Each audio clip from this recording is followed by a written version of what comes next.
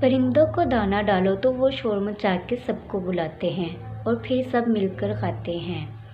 ان کو زیادہ کا حرص نہیں ہوتا، وہ اپنا حصہ کھاتے ہیں، لڑتے نہیں ہیں، جتنا ضرورت ہو کھاتے ہیں اور اڑ جاتے ہیں۔ ان کو پتہ ہے اللہ پاک نے جو ان کے لیے لکھا ہے وہ ان کو اس تک پہنچا بھی دے گا۔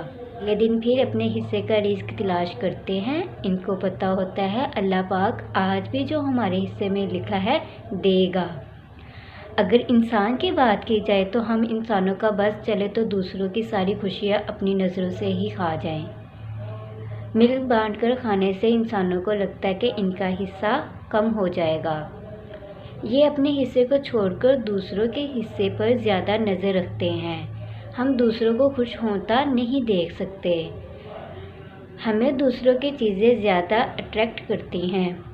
ہمیں لگتا ہے اللہ سے زیادہ اچھا اپنے لیے منتخب کر سکتے ہیں۔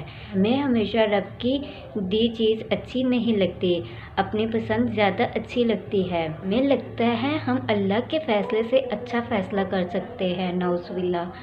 اس لیے ہماری زندگیاں ہمارے اپنے ہاتھوں ہی تباہ ہو جاتی ہیں اور برکتیں ختم ہو جاتی ہیں۔